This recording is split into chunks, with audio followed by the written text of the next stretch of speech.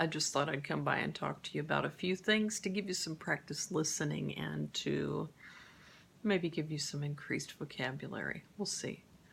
So today is March 12th, and 27 years ago today, there was a sound down the alley behind our house. It was kind of an explosion, kind of a boom, and then suddenly all the electricity went off. And it didn't come back on for, it was over 2 weeks. I'm trying to think how long it was. It happened on the 12th. The electricity came back on the 24th of March. Okay, and here I was. You know, people who know me know that I have 4 children. At that time, I was pregnant with our first child. I was 43 weeks gestation, which means that I was 3 weeks past when the baby was supposed to be born. Okay? No electricity, no heat, baby overdue. And that started the great ice storm of 1991. Okay? I'm sounding like an old person. I'm old, I'm not that old.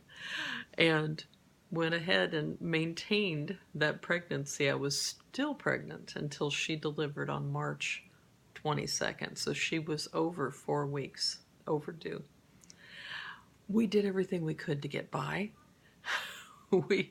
We dealt with all we had to. Everything, all of the wires with the electricity in them, all of the branches, all of the trees, the houses, the streets, the sidewalks, calçadas, sidewalks, everything was covered with ice. And this took out the electricity in the entire county. In America, you have cities, and then there are several cities that go together to make a county. I'm in Frankfurt, that's my city. The county is Clinton County.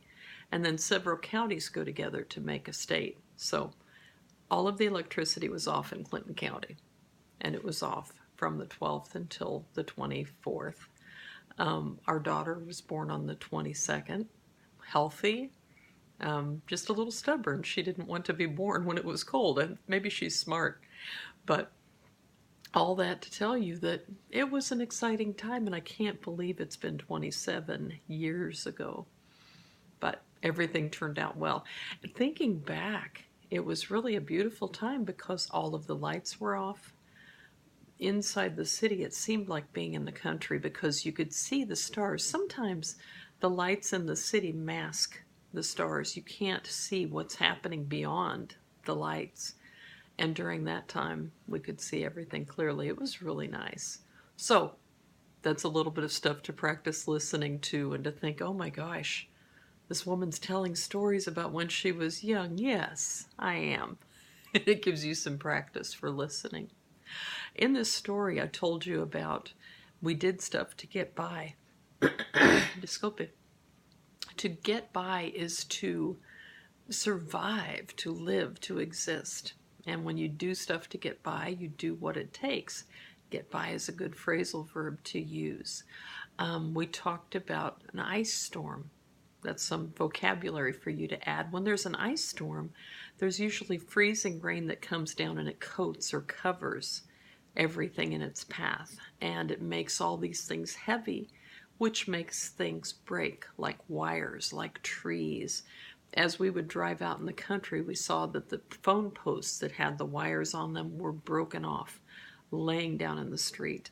It was against martial law to drive, so we had to stay in the house, in the cold house. But that's just some vocabulary for you and some listening for you. And tomorrow I will post a transcript so you can see what I said. Anyway, it's just all part of living in Indiana. Sometimes it gets kind of tough. I hope you guys are having a good day.